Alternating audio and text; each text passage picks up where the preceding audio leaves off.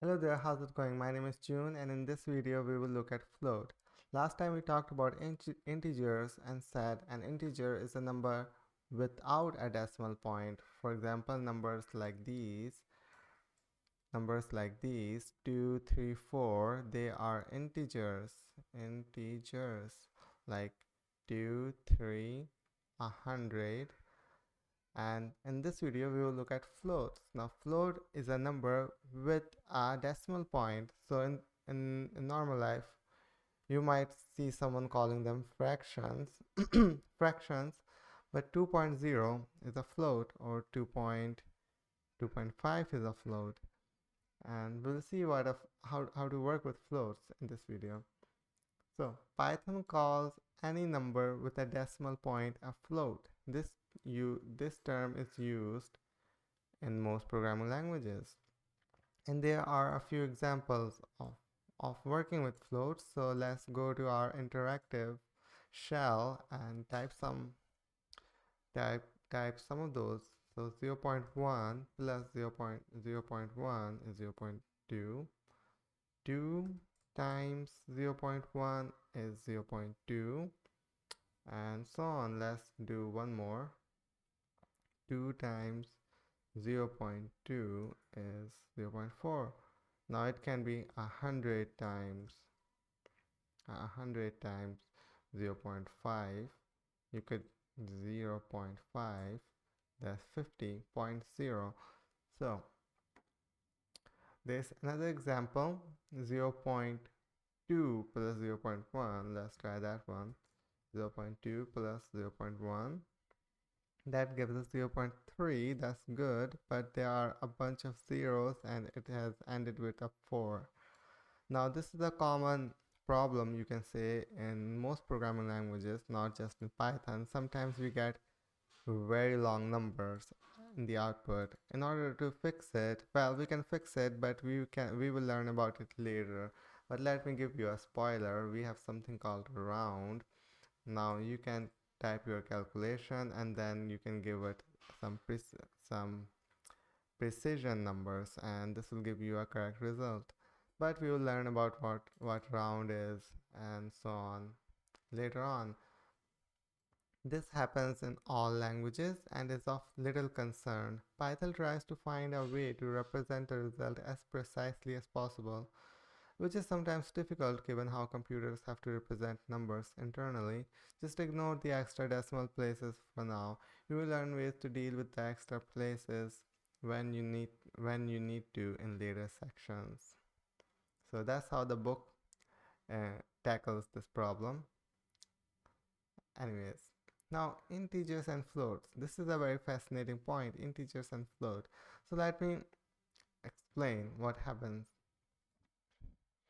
So whenever you use a division, your result will be a float. For example, 3 divided by 2, they are integers. 3 is an integer, 2 is an integer. You will get a float, 1.5. However, if it's a complete division, then it will still be a float. It will be 2.0. So whenever we use a division in our calculation, it will always be a float, and it doesn't matter how long the calculation is. It could be 4 divided by 2 plus 10 multiplied by, let's say, 3. It would still be a float. So that's 2.0, and then we are adding 30, so that's 32.0. Let me show you. So the key point to remember is whenever we do a division, we'll get a float. Now let's do a bigger calculation.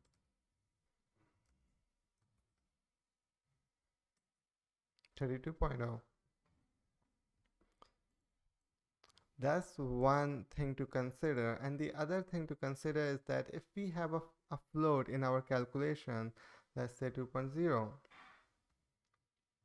and we have more numbers, our result will always be a float. Let's say let's say 3. So 2.0 plus 4 times 3. So 4 times 3 is 12 plus 2.0 is 14.0. So whenever we use a float in our calculation or there is a division in our calculation, the result will always be a float. Now you can change it, of course, you can change it. We have something called an integer function. If you use that, our result will be an integer, but we will talk about this later on as well. You don't need to worry about integer and round, but I just wanted to show you this is possible. So 4 divided by 2 inside integer gives you 2, but if you just do 4 divided by 2, it will give you 2.0. And that's exactly what the book talks about. When you divide any two numbers, even if they are integers, that result in a whole number, you will always get a float. Exactly. Even if the result is a whole number, in this case 2, it will still be shown with 0.0 as a float. And if you mix integers and floats, you will always get a float. As I said, if you use at least one float, the answer would also be a float. So 1 plus 2.0 is 3.0. 2 times 3.0 is 6.0. 3.0 3.0 raised to 2 is 9.0. Python defaults to a float in any operation that uses a float, even if the output is a whole number.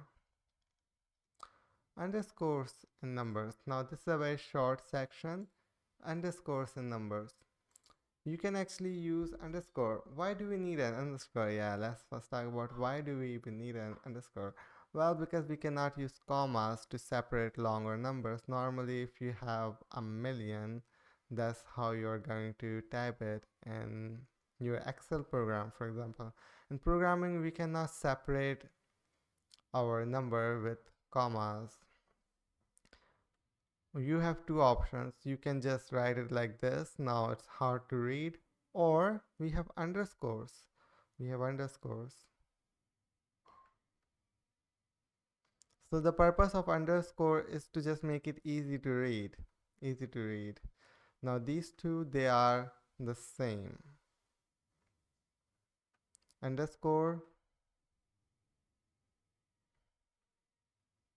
just like in variable names, we can use underscore, makes it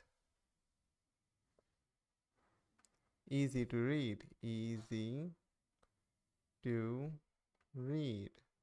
Easy to read. And it doesn't matter where you put an underscore. Normally, if you have a million, that's how you would that's how you would type it, but you could do it 1 underscore 0 underscore 0 underscore 0 and so on. Now that's 1,000. You see how whenever we display the number there are no underscores, because that's just the underscores are for us to read. Python doesn't care about them.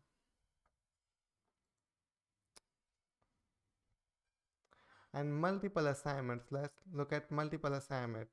Now I wouldn't tell you to worry too much about it. This is one of the shortcuts Python gives us. The thing about Python is that there are a lot of shortcuts. We can do a lot of things with very little code, and multiple assignment is one of those things. So the idea is that we can create multiple variables in a single line. Let me show you.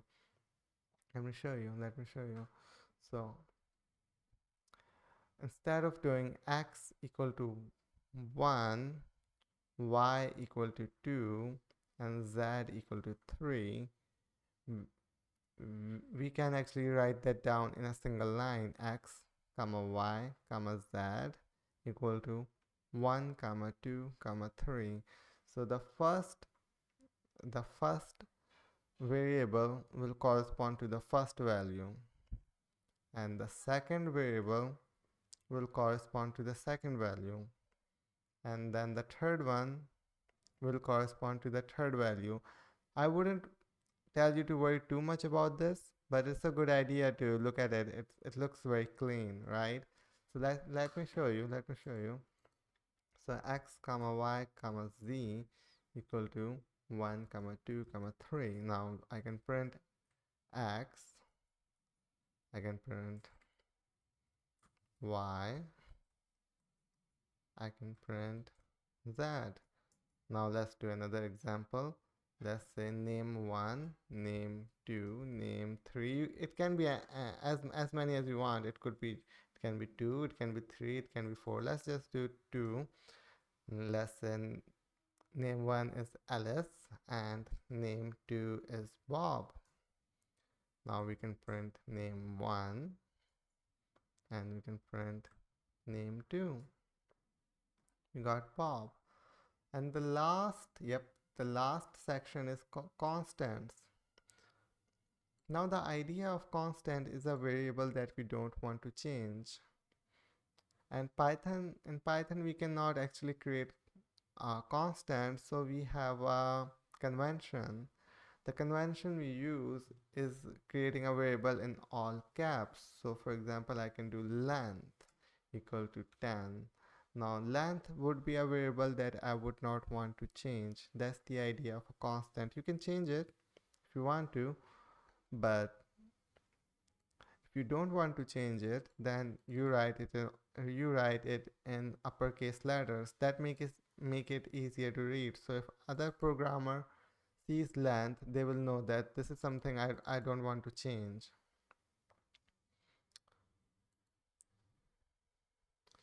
When you want to treat a variable as a constant in your code, write the name of the variable in all capital letters. Now this is very common. You will see people using capital letters, and that's the idea of constants. This is a naming convention. We have a lot of naming conventions, which is the correct way of giving the name. For a constant, we make it all uppercase. So this is it for this video, and I will see you in the next one. Bye bye.